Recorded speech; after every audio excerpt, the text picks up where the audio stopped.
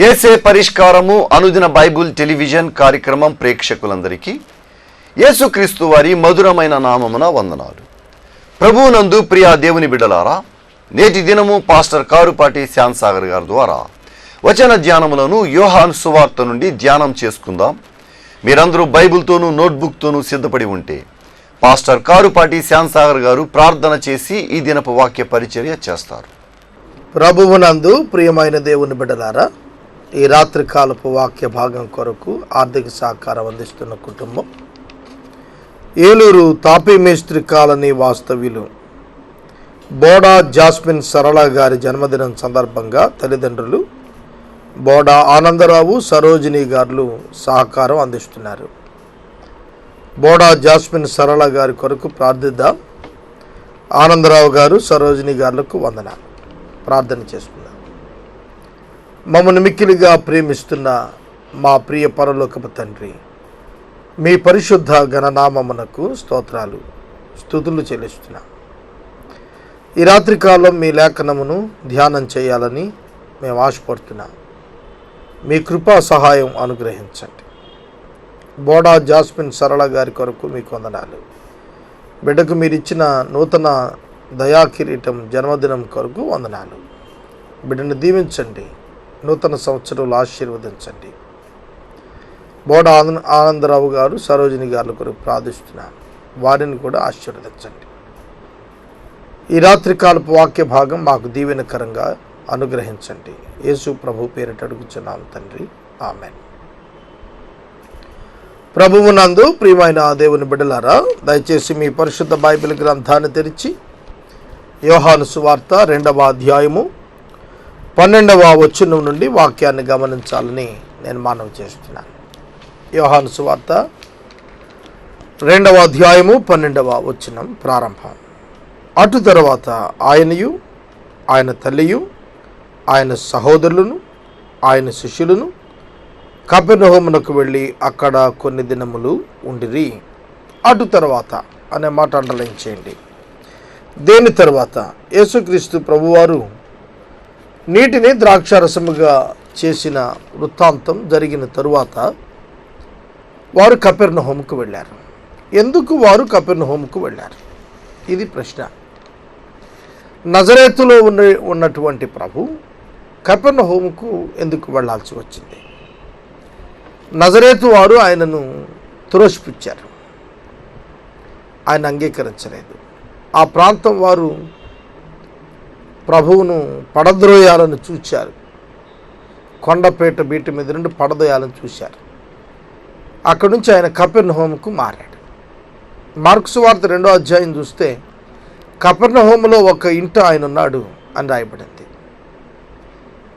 పేతురు అత్తగారు గృహంగా కపెర్నహూములో యేసు నివసించిన గృహాన్ని భావిస్తారు. కపెర్నహూముకు వెళ్ళినప్పుడు ఆయనతో పాటుగా ఆయన తల్లి, ఆయన సోదరులు, ఆయన శిష్యులు మరియు ఆయనతో పాటుగా అనేకులు ఆ ప్రభువు సన్నిధిని ఆ కొద్ది దినాలు అక్కడ అనుభవించారు.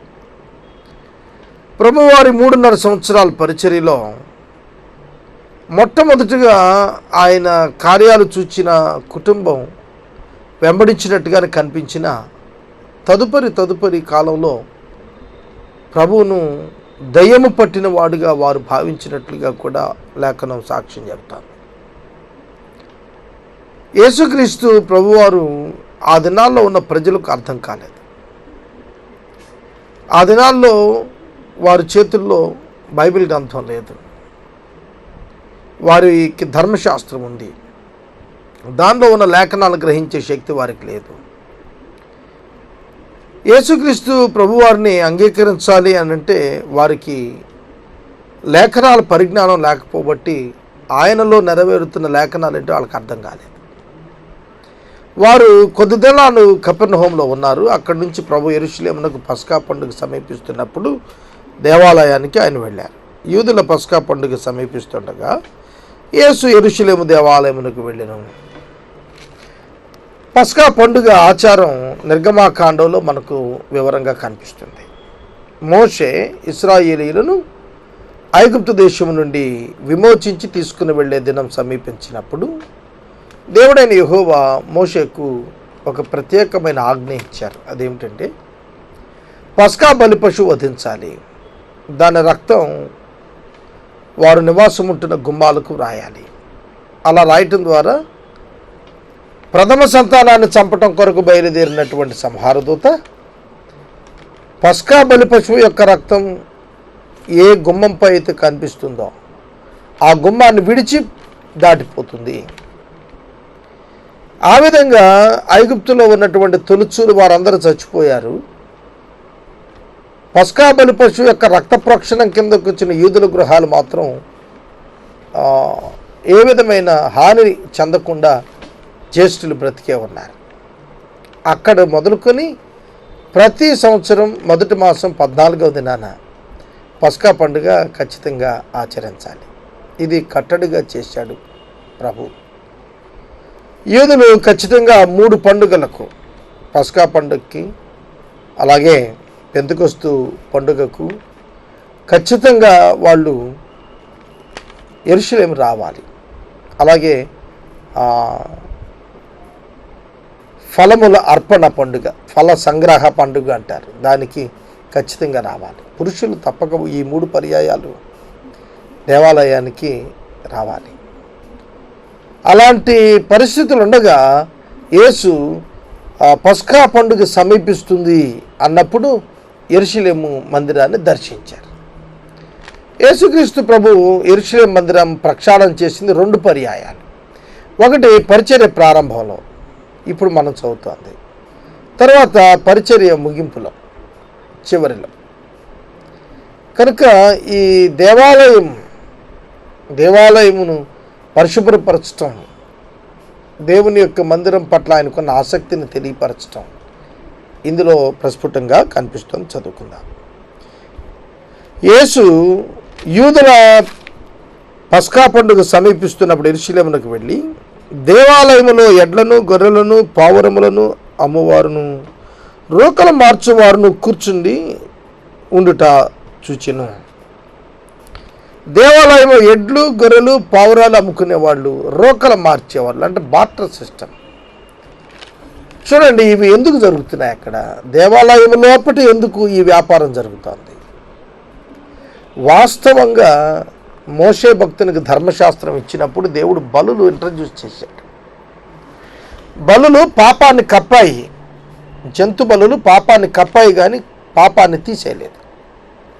క్రీస్తు యొక్క బలి మాత్రమే, క్రీస్తు యొక్క స్వరక్తంతో ఇచ్చిన బలి మాత్రమే పాపము నుండి మానవునికి విడుదలనిచ్చింది, మరణాన్ని కొట్టేసింది.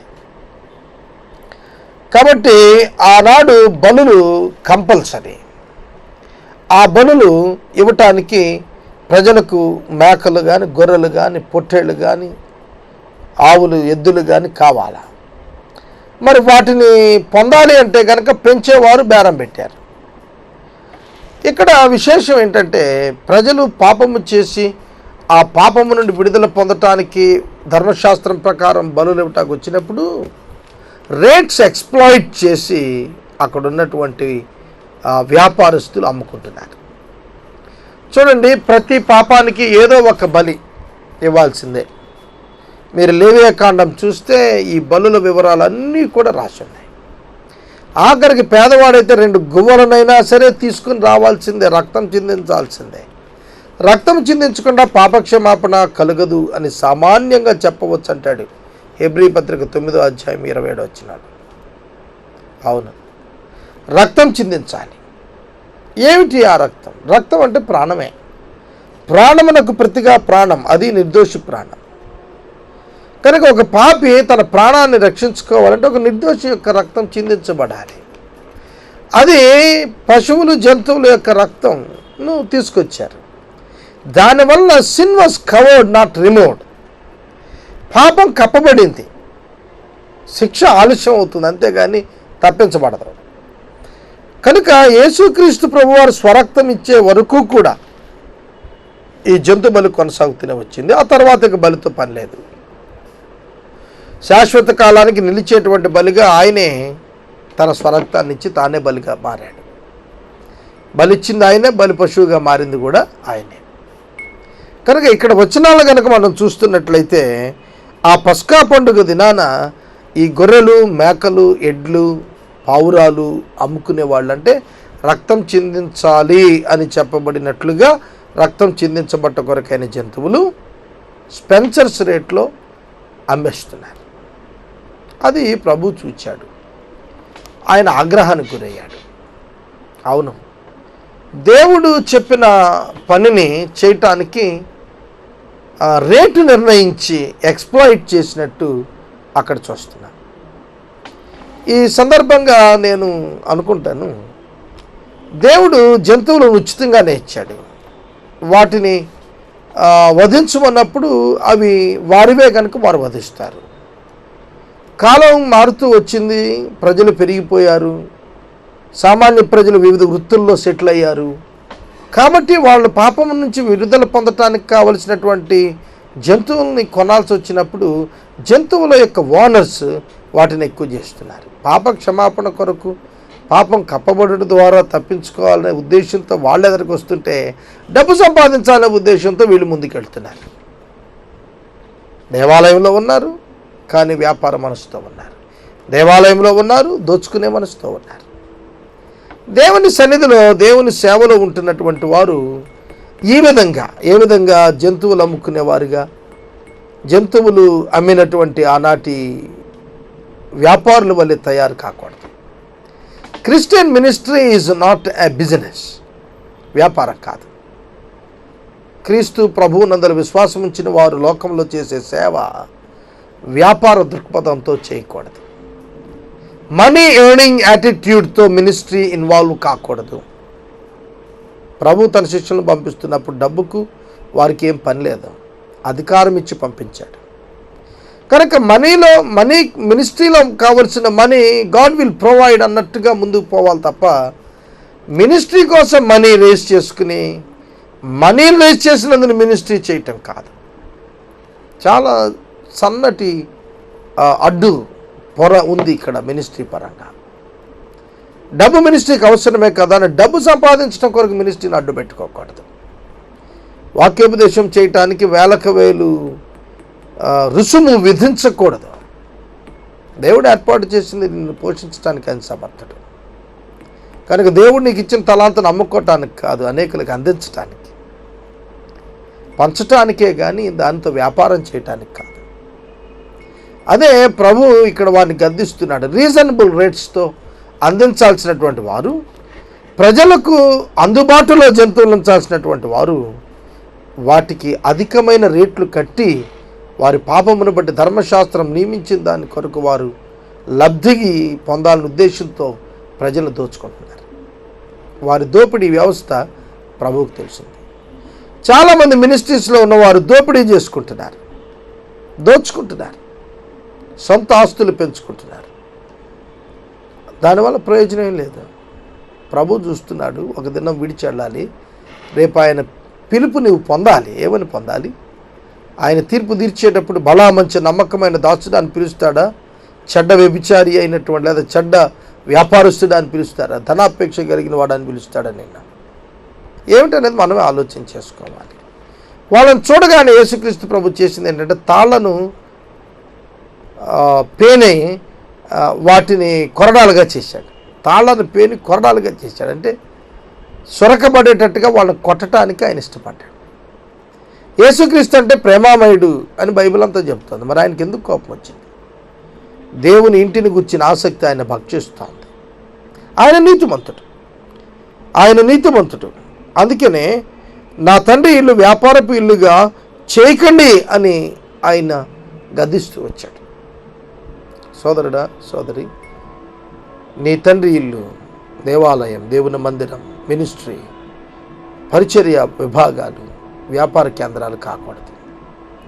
10 రూపాయలు పెట్టుబడి పెట్టి 100 రూపాయలు సంపాదించాలి అనే దృక్పథం కలిగి సేవ పెడితే అది సేవ కాదు, అది వ్యాపారమే. కొద్దిపాటి పెట్టుబడితో డబ్బు సంపాదించి సొంత పేరు మీద ఆస్తులు సంపాదించుకోవడానికి కన్స్ట్రక్షన్స్ టేకప్ చేయటం అది సేవ కాదు, అది వ్యాపారమే. దేవుని యొక్క సేవ బైబిల్ గ్రంథంలో అపోస్తులు చేసి చూపించారు. డబ్బును వారు దాసుడిగా చూశారు. ధనాపేక్షను వారు చంపి బతికారు. తమ సౌఖ్యాలను, తమకు లాభకరమైన వాటిని పెంటతో సమానంగా ఎంచుకున్నారు. వారు ప్రభు కొరకు ప్రాణాలు ఇచ్చారు. అనేకులను రక్షించటానికి ప్రాణం ఇచ్చిన దేవుడు ప్రభు అనేకుల రక్షణ కొరకు కొద్దిపాటి శ్రమను పట్టానికి మనం అంగీకరించడం లేమా? మనకు మాదిరి కాదా ప్రభు? మనం ఆలోచన చేయాలి. నీ ఇంటిని గురించిన ఆసక్తి నన్ను భక్షించుతున్నదని రాయబడినట్లుగా జ్ఞాపకం చేసుకున్నారు. కాబట్టి యూదులు అంటున్నారు, నీవు ఈ కార్యములు చేస్తున్నావే, ఏ సూచక క్రియ మాకు చూపుతావని ఆయన అడగగా, యేసు, ఈ దేవాలయం పడగొట్టండి, 3 దినాల్లో దాన్ని లేపుదునని వారితో చెప్పాను. యెరూషలేం దేవాలయం 46 సంవత్సరాలు కట్టారు. 46 సంవత్సరాలు కట్టిన దేవాలయం పడగొడితే 3 దినాల్లో లేపటం ఎట్లా సాధ్యం? ఆనాడు ప్రభు చెప్పినటువంటి మాట అర్థం కాలేదు వాళ్ళకి. యెరూషలేము దేవాలయం కాదు దేవుని ఆలయం, దేవుని మందిరం, దేవుని నివాసస్థలం. యేసుక్రీస్తు ప్రభు వారి యొక్క శరీరం దేవుని యొక్క సంపూర్ణతకు నివాస స్థలం అని ఆనాడు వారికి తెలియదు. ప్రభు చెబుతోంది తన శరీరాన్ని గురించి. వాళ్ళు ఊహిస్తోంది, అనుకుంటోంది 46 సంవత్సరాలు కట్టిన దేవాలయపు స్ట్రక్చర్ను గురించి వాళ్ళు అనుకుంటున్నారు. ఈ దేవాలయం పడగొట్టండి, అది చాలా ప్రమాదకరమైన వ్యాఖ్య. ఆనాటి యూదుల లెక్క ప్రకారం ఈ దేవాలయం పడగొట్టండి అంటే, దేవాలయాన్ని పడగొట్టడం అనే పదం ఒక విధంగా ఉగ్రవాదపు మాట, చర్యగా భావిస్తారు. ఎందుకంటే దేవాలయం చాలా ప్రాముఖ్యమైనది యూదులకి. దేవుని నివాస స్థలం, మందసము మరియు ఆ యొక్క సన్నిధి అక్కడ ఉంటుందనే భావం వారిలో ఉండేది. అట్లాంటిది ప్రభువు దాన్ని పడగొట్టమంటున్నాడు. కాబట్టి వారు ఎక్కడ తప్పిపోయారంటే, ఈ దేవాలయం పడగొట్టండి అన్నప్పుడు యేసు తన దేహం గురించి చెప్తున్నాడు అనేది వారికి అర్థం కాలేదు. సొలొమోను నిర్మించిన దేవాలయం పడగొట్టబడింది. బబులోను చక్రవర్తి నెబుకద్నెజరు వచ్చి పడగొట్టేశాడు. యూదులకు ఇష్టమని చెప్పి హేరోదు దేవుని యొక్క ఆలయానికి రిపేర్స్ చేపించాడు. 46 సంవత్సరాలు దాన్ని ఎక్స్టెన్షన్స్ తీసుకొచ్చాడు. చాలా ఎక్స్టెన్షన్స్ వచ్చాయి దేవాలయంలో.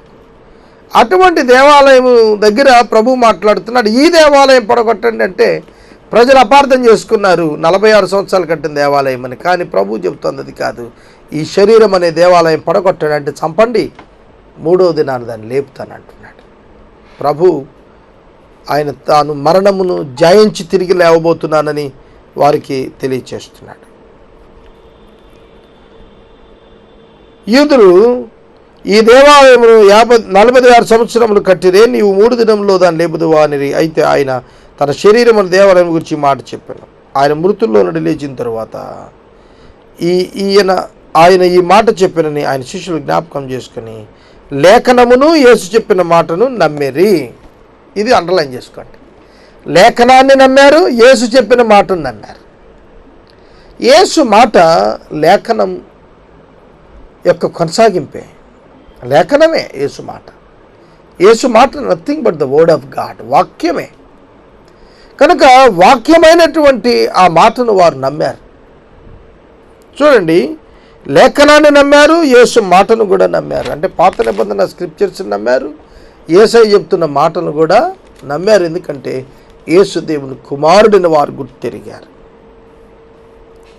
ఆయన పస్కా పండుగ సమీపమున యెరూషలేములో ఉండగా ఆ పండుగలు అనేకులు ఆయన చేసిన సూచక్రియలు చూసి ఆయన నామమునందు విశ్వాసము ఉంచిరి. ఈ మాట అండర్లైన్ చేసుకోండి. అల్టిమేట్ గోల్ ఏమిటంటే, సూచక క్రియలు కానీ అద్భుతాలు కానీ ఎందుకు చేయబడ్డాయంటే ప్రజలు విశ్వాసం ఉంచడానికి. It is for the people and for their salvation. ప్రజల కొరకు, ప్రజల రక్షణ కొరకే ప్రభువారు ఈ కార్యం చేస్తున్నారు. అందుకనే వాక్యాన్ని చూస్తున్నప్పుడు ఆయన పస్కా పండుగలో అనేక సూచక్రియలు చేశారు. సూచక క్రియలు, మహత్కార్యాలు, ఆశ్చర్యక్రియలు, ఇవన్నీ కూడా దేవునికి సాధ్యం. అవి చేయడం ద్వారా ఆయన ఉనికిని ప్రజలు గుర్తించగలుగుతున్నారు. ఆయన మీలో ఎవరికి దూరముగా ఉండేవాడు కాడు, ఆయన అందరికీ సమీపంగా ఉండేటువంటి ప్రభువే అని చెప్పి దేవుని యొక్క వాక్యములో మనకు అపోస్తుల కార్యం గ్రంథంలో పౌలు భక్తుడు తెలియచేస్తున్నాడు. ఆయన సమీపంగా ఉండేవాడు. రోమాపత్రికలో కూడా ఆయన యొక్క జగదుత్పత్తి మొదలుకొని ప్రవేశపెట్టబడిన ఆయన యొక్క గుణలక్షణాలను గురించి మాట్లాడుతున్నాడు. అదృశ్య దేవుని గుణలక్షణాల గురించి మాట్లాడాడు పౌలు. కనుక ఆయన గుణలక్షణాలు మన యొక్క జీవితాల్లో ఆయన్ను జ్ఞాపకం చేస్తాయి. ఆయన నామమునందు అనేకులు విశ్వాసం ఉంచారు. అయితే యేసు అందరిని ఎరిగినవాడు కనుక ఆయన తన్ను తాను వారి వశం చేసుకోలేదు. ఆయన మనిషిని ఆంతర్యం ఎరిగినవాడు కనుక ఎవడునూ మనుషుని గురించి ఆయనకు సాక్ష్యం ఇయ్యనక్కరలేదు. ఈ చివరి పదం చాలా ప్రాముఖ్యమైంది, అర్థం చేసుకోవాల్సింది. అదేమిటంటే, యేసు అందరినీ ఎరిగినవాడు గనుక తన్ను తాను వారి వశం చేసుకొనలేదు. ఇది గొప్ప భాగ్యం. యేసు సమస్తాన్ని ఎరిగినటువంటి వాడు. అందుకనే ప్రజలను, వారి మనసులను ఎరిగినవాడు. మనము ప్రజల మనస్సును పూర్తిగా ఎరగం. ఛాయగా వాళ్ళు చెడ్డ పనులు చేస్తే, వారు చెడ్డగా మాట్లాడితే, చెడ్డగా తలుస్తున్నా మనకు అనిపిస్తే మనమే వాళ్ళని దూరం పెడతాం. కానీ ఇక్కడ అలా కాదు. యేసుకు మానవుల అంతరంగం పరిపూర్ణంగా తెలుసని రాస్తున్నాడు. అంతేకాకుండా మనుషుని అంతరంగం ఎరిగినవాడు మాత్రమే కాదండి, ఆయన అందరినీ ఎరిగినవాడు, తనను ఎవరి వశం చేసుకోలేదు కనుక ఎవడును ఏ మనుషుడును మరొక మనుషుని గురించి ఆయనకు సాక్ష్యము ఇయ్యనక్కరలేదు. ఏ సాక్ష్యం ప్రజలు చెప్పక్కర్లేదు. చూడండి, మనకు కోర్టులు ఉన్నాయి. కోర్టులో న్యాయమూర్తులు ఉంటారు. మన యొక్క న్యాయమూర్తులు ఇరుపక్షాల న్యాయవాదులు చెప్పిన మాటలు విని, సత్యాన్ని పరిశీలించి, ఆ సాక్ష్యాలను విని, ఆ సాక్ష్యాలలో చెప్పిన వాటిని పరిశీలించి అప్పుడు కంక్లూజన్కి వచ్చి జడ్జిమెంట్ ఇస్తారు. కానీ యేసు ప్రభు అలా కాదు. ఇంకొకరి సాక్ష్యంపై యేసు ఆధారపడాల్సిన వాడు కాదు. తానేమై ఉన్నాడో దానిని బట్టి, తానేం జరిగించాడో దాన్ని ఏమి ఎరిగి ఉన్నాడు దానిని బట్టి ఆయన తీర్పు తీరుస్తాడు. అందుకనే హెబ్రీ గ్రంథకర్త అంటాడు, న్యాయముగా తీర్పు తీర్చు దేవునికి ఆయన తన్ను తాను అప్పగించుకొనెను. అవును, యేసు తనను తాను అప్పగించుకున్నాడు. ఎవరికి? తండ్రి అయిన దేవునికి. ఎందుకంటే ఆయన తన గుణలక్షణాలను బట్టి, తనేమై ఉన్నాడో దానిని బట్టి న్యాయము తీర్చేటువంటి దేవుడై ఉన్నాడు. ఎవడు మనిషిని గురించి ఆయనకి సాక్ష్యం ఇయ్యనక్కరలేదు.